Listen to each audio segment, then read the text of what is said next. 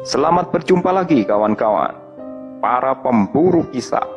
Malam ini bertemu kembali kita dalam My Story Zone. Jangan lupa siapkan headset, siapkan kopi. Tapi kalau ke belakang jangan pernah pergi sendiri. Oke, nantikan cerita kami. Assalamualaikum warahmatullahi wabarakatuh. Halo sahabat pemburu kisah, kita berjumpa lagi di Mystery Zone. Malam hari ini tentunya saya dan Kang Surya sudah menyiapkan satu buah kisah untuk dibagikan kepada sobat pemburu kisah. Kisah kali ini kami dapatkan dari Pak Mustafa, yang mana Pak Mustafa ini berprofesi sebagai tukang bangunan ya Kang ya, yang sering mengerjakan proyek-proyek di luar kota. Tapi kisah ini bukan horor proyek, tapi pengalaman Pak Mustafa ketika pulang dari pekerjaannya. Bagaimana kisah yang dialami oleh Pak Mustafa ini? Monggo, silakan Kang Surya dikisahkan untuk sobat pemburu kisah. Ya, jadi Pak Mustafa atau Kang Mus ini ya kebetulan biasanya diajak proyek itu banyak di luar kota Pak Jack, karena dia kan sendiri kemarin ceritanya tinggalnya itu kan rumahnya di perbatasan Probolinggo ya. Jadi pada suatu waktu dia itu dapat kerjaan, diajak kenalannya itu ada proyek itu di Surabaya. Otomatis dia nggak bisa pulang pergi tiap hari. Akhirnya dia menggunakan transportasi umum, menggunakan bis. Ya seminggu sekali pulang, dan biasanya minggu malam itu berangkat, tapi Sabtu malamnya itu pulang lagi. Jadi di sana itu dia bersama teman-temannya itu tinggal di bedeng, karena proyeknya nggak terlalu lama, biasanya sebulan 2 bulan gitu. Dia katanya sudah selesai, karena biasanya dia itu hanya nangani pekerjaan ini saja. Tapi memang karena dikerjakan mulai pagi sampai malamnya lembur, jadi penghasilannya lumayan ya, menghasilkan lah katanya Kang Mus. Nah, karena waktu itu dia ditawari kerja di Surabaya, harus menginap di sana, otomatis dia tiap Sabtu itu dia harus pulang malam. Bahkan kadang-kadang biasanya kalau teman-temannya tiap Sabtu itu rata-rata istilahnya jam 4 sore selesai kerja, mereka langsung minta bayaran. Ini Kang Mustafa ini dan beberapa teman-temannya itu mereka sudah diniati, nggak apa-apa, kita walaupun Sabtu kita bela-belain lembur aja, paling jam 10 sudah selesai, habis itu bisa langsung pulang gitu. Karena teman-temannya itu ada yang tinggalnya di Sidoarjo, terus ada yang tinggalnya juga di Sepanjang, masih istilahnya masih terjangkau. Jadi Kang Mus ini kalau mau pulang ke terminal itu, terminal Purabaya itu, jadi dia itu nunut sama teman-temannya. Jadi habis Sabtu capek kerja, segera berkemas-kemas, ganti pakaian, dia itu pulang. Nah, kendalanya bukannya di situ katanya Kang Mus. Rumahnya ini dari pemberhentian bis jalan raya menuju Probolinggo, masuk Probolinggo, ini cukup jauh Pak Jack. Otomatis dia itu turun di pinggir jalan, di salah satu sudut sudut jalan katanya. Kemudian dia itu harus naik ojek atau minta jemput. Tapi karena memang tetangganya itu banyak yang berprofesi jadi tukang ojek, dan rata-rata mulai dulu sebelum COVID itu katanya sudah mangkal di sana, ya otomatis dia kenal dengan beberapa teman yang satu kampung, satu jurusan itu. Jadi ya Kang Mus ini lebih banyak numpang dengan mereka, istilahnya bayar seikhlasnya sekaligus diantar pulang gitu, karena banyak kenalan, terutama salah satu itu ada yang namanya Pak Is. Jadi Pak Is itu salah satu tukang ojek lama, tukang ojek tua yang mana katanya Kang Mus ini sekarang sudah eranya Gojek dan lain sebagainya, tapi di sana itu masih tetap ada tukang ojek yang memang tanpa aplikasi, karena mungkin ya pertama kebutuhannya hanya mengantarkan dari pinggir jalan sampai masuk ke kampung, karena kampungnya jaraknya ya lumayan jauh, hampir 5 kilo. Terus kondisi jalannya juga nggak sebagus jalan-jalan yang kita bayangkan mungkin ya. Jadi 5 kilo itu bisa ditempuh sampai 15 menit. Jadi ya kondisi jalannya berkelak-kelok, terus kiri kanan juga masih banyak sawah. perkampungannya juga jaraknya berjauhan dan melewati banyak jalan katanya Kang Mus. Dan rutinitas seperti itu dia jalani sekitar 1 bulan lebih, hampir 2 bulan Pak Jack.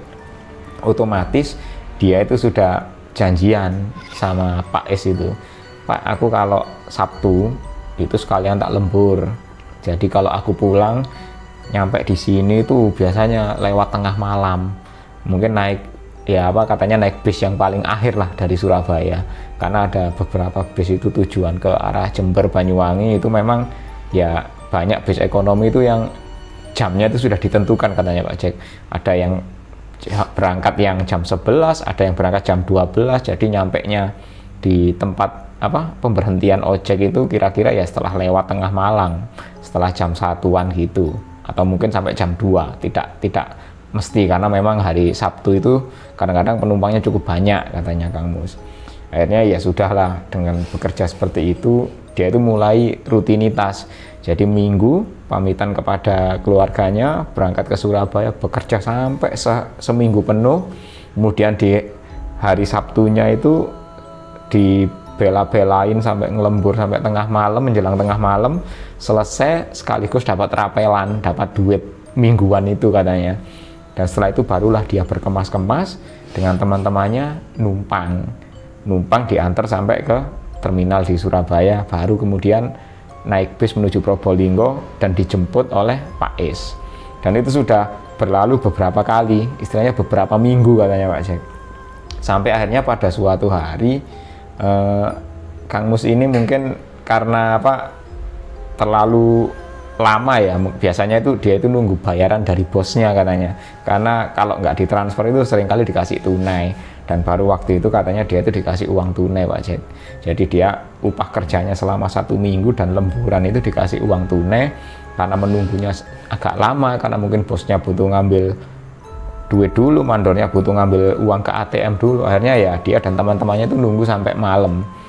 Bahkan Kang Mus ini sempat berpikir, waduh, ini aku masih nutut nggak ya bis yang terakhir, jangan-jangan nanti sampai terminal ini lebih dari jam 11, ini bahaya, bisa ditinggal ini sama bis ini.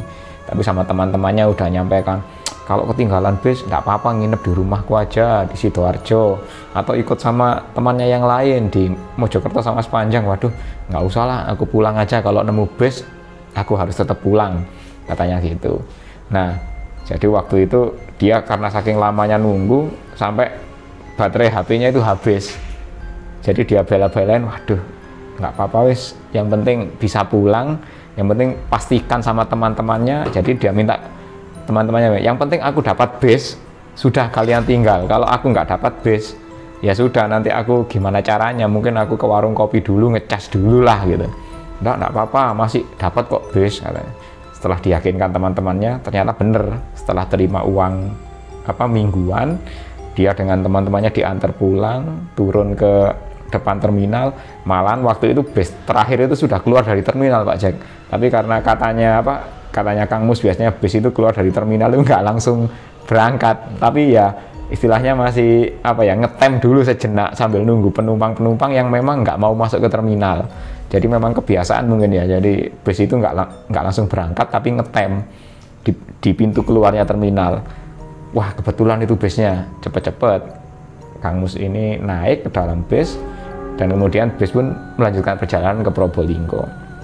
Sepanjang perjalanan karena mungkin kecapean dan juga HP-nya kan mati, nggak ada baterai, jadi Kang Mus ini mungkin ya nggak ada hiburan, dia itu tertidur di bangkunya bis itu Pak Jack. Tertidur entah berapa lama sampai dia itu nggak tahu ya dibangunkan sama keneknya. Kang, Cak, ayo yang mau turun, katanya mau turun di pertigaan sini, mau jalan masuk ke utara. Oh iya ya, dia tergopoh-gopoh, bangun, segera bangun sambil membawa tasnya yang isinya alat-alat tukang. Ya masih dalam kondisi ngantuk itu Kang Mus itu. Dia turun dari bis pun berangkat.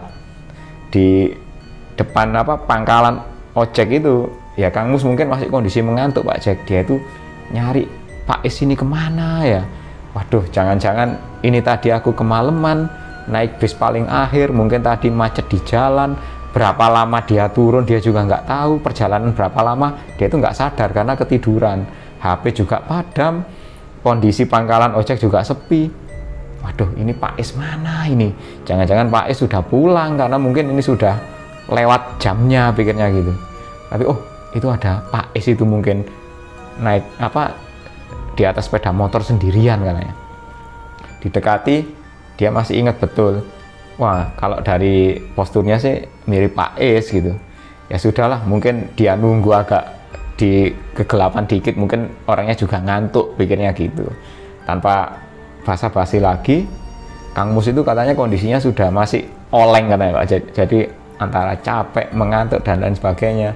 Dia ngelihat Pak Is di pojokan itu, di salah satu sudut pangkalan itu, dia langsung naik ke motornya. Ayo Pak, cepat berangkat gitu. Langsung aja motor itu dinyalakan, jalan mereka. Jadi motor itu jalan terus, cuman ngelewati beberapa jalan itu Kang Mus ini mulai merasa tidak enak Pak Jack. Ini suara motornya Pak Is ini kok nggak kayak biasanya.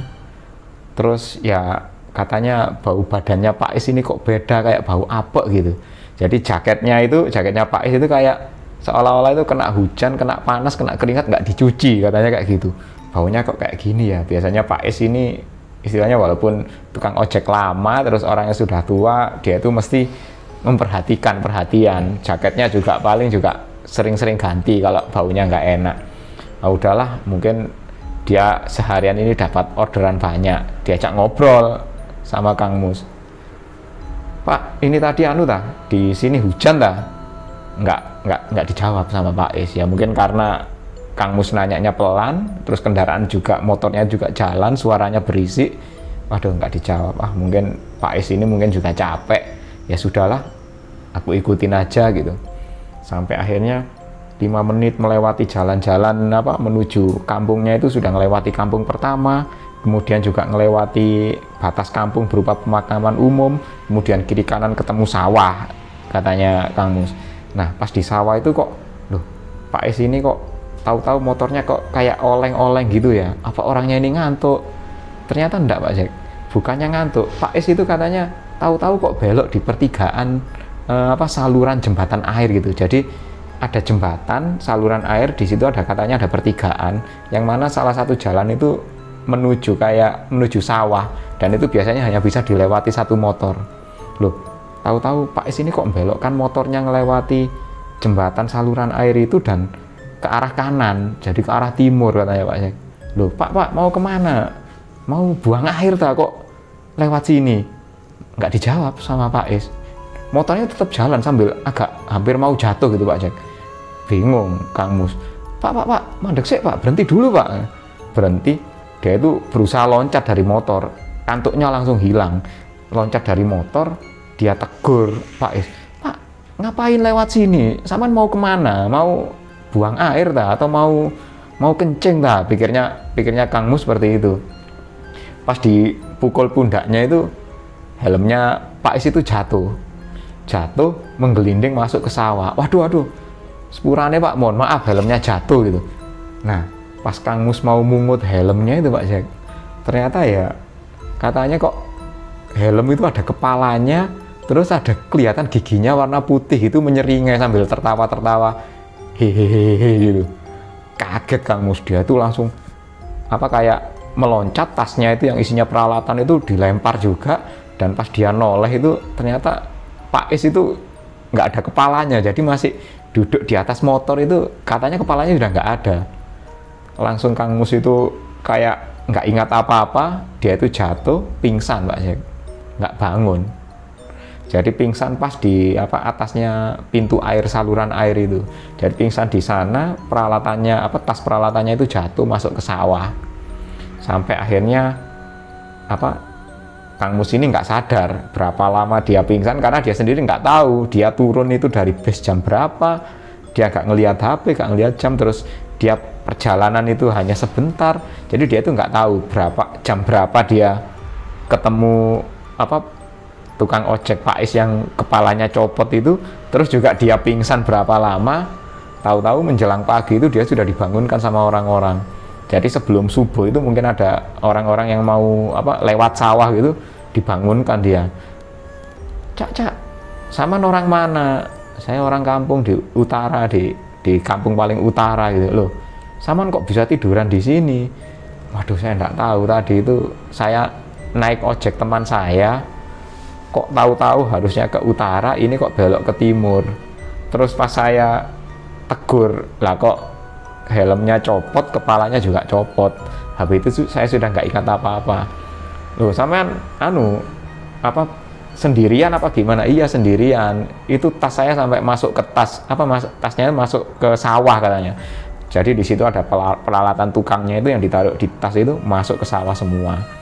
Akhirnya dibangunkan, disuruh cuci pakaiannya karena pakaiannya sudah kotor semua, jatuh tadi. Tasnya juga dicuci di saluran air itu, sama orang-orang di sana juga kebetulan bawa senter, bawa HP.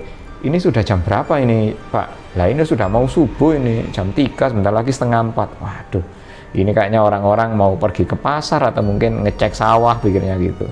Akhirnya setelah dibangunkan, kalau sama tak anter wes. Iya Pak, saya minta tolong diantar ke rumah. Akhirnya diantar sama bapak-bapak yang menemukan dia tadi. Diantar itu sampai menuju rumahnya, barulah dia itu cerita sama keluarganya, waduh, aku tadi malam itu ketemu ojek, tak kira Pak S, karena HP mati aku nggak bisa telepon. Terus aku naik, ternyata bukan Pak S, malah hantu.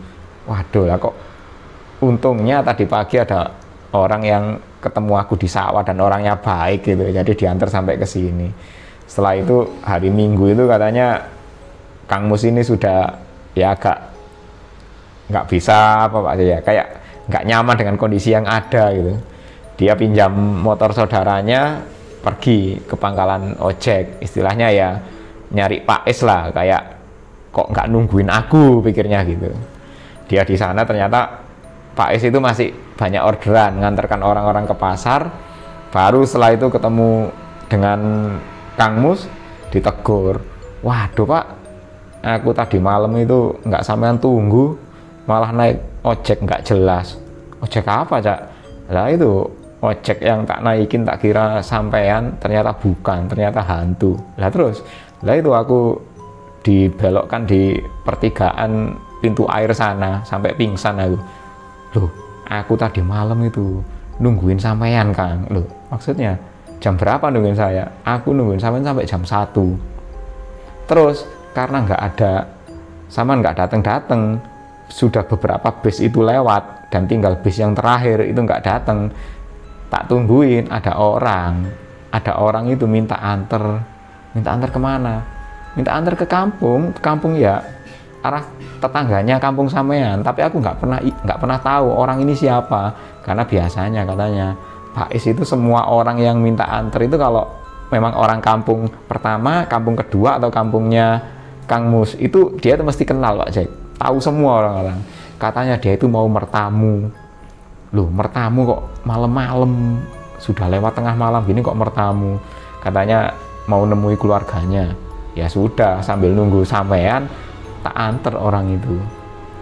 Tak anter ya di sepanjang jalan tak tanyai, loh, aslinya dari mana, keluarganya siapa, terus kok malam gini baru datang, apakah kendaraannya nggak ada gitu. Ya ditanyai macam-macam itu, orangnya itu jawabnya kayak pendek-pendek aja katanya.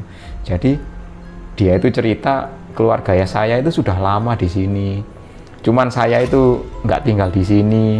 Lah kebetulan malam ini tadi nggak ada kendaraan, datangnya kendaraan itu malam banget. Akhirnya ya saya harus turun di pinggir jalan, harus naik ojek untuk ke kampung sana. Nah ternyata pas ditanya, loh keluarganya siapa namanya? Saya keluarganya Pak ini gitu. Loh, bukannya Pak ini orangnya sudah nggak ada semua, pikirnya Pak Es gitu. Pak Es sambil mikir gitu, sambil jalan tuh dia mikir, loh bukannya keluarganya bapaknya ini sudah nggak ada semua, jadi orang ini mau nyari siapa, pikirnya Pak Es gitu. Lah kok pas sambil bayangkan gitu kayaknya, Pak Es itu tahu-tahu sepeda motornya itu kayak berat Pak Jack, kayak berat banget, kayak bannya itu bocor. Loh, bannya bocor ini kok oleng gini sepeda ini. Berhenti dia di pinggir jalan, Pak, kayaknya bannya itu bocor, mungkin mohon turun dulu. Lah pas noleh ke belakang itu penumpangnya udah nggak ada Pak Jack. Jadi ternyata penumpangnya Pak Is itu juga nggak jelas, bukan manusia. Ya sama seperti yang dialami Kang Mus, ojeknya yang dia naiki ternyata bukan Pak Is, sementara Pak Is sendiri dapat penumpang yang katanya nyari keluarganya, padahal keluarga yang disebutnya itu orangnya sudah meninggal semua, dan keluarganya nggak ada yang tersisa di kampung situ. Makanya Pak Is langsung begitu kejadian itu sudah nggak ingat Kang Mus lagi, dia langsung cepet-cepet pulang. Ya sudah, saking takutnya dia pulang tidur di rumah. Baru pagi ini dia narik lagi. Jadi ya pantesan Kang Mus itu ternyata malam itu nggak ketemu karena Pak Is sudah duluan diganggu sama makhluk gak jelas itu tadi. Justru malah yang lebih apes Kang Mus, dapat tukang kondisi capek, dapat tukang ojek, malah tukang ojeknya malah makhluk gak jelas juga. Jadi ya dua-duanya dikerjai barengan ini ceritanya Pak. Iya. Jadi apa ya, mungkin menurut informasi dari Kang Mus mungkin harinya yang kurang pas gitu. Iya, jadi ada hari-hari tertentu yang dimana ada sesuatu lah di daerah situ. Dan karena Kang Mus sebenarnya katanya di awal cerita sudah dapat firasat dia. Ini kok ya mohon maaf bayaran kok nggak dikasih sampai tengah malam, dan dia tuh juga sampai teman-temannya sampai menggerutu gitu, baru dikasih itu menjelang tengah malam. Dan untungnya setelah ada kejadian itu duitnya Kang Mus itu nggak hilang Pak Jack. Dia bayangannya waktu itu, waduh untung duitku lembur seminggu penuh ini nggak hilang. Yang penting dia bersyukur itu katanya Pak Jack. Ya sangat apa ya, serem ya, dan menarik juga sebenarnya. Artinya ada beberapa pantangan katanya Kang Mus ketika berbagi. Jadi pada hari-hari tertentu itu memang ada mitos ya, di jalan situ itu memang ada beberapa kejadian, tapi itu udah lama. Tapi baru terjadi lagi ketika Kang Mus sama Pak Is itu tadi. Oke, terima kasih Kang Mus atas berbagi kisahnya dengan kami. Dan tentunya untuk Sobat Pemburu Kisah, jangan lupa untuk like, tinggalkan komentar di bawah, serta ikuti terus kisah-kisah kami selanjutnya. Assalamualaikum warahmatullahi wabarakatuh. Bye-bye.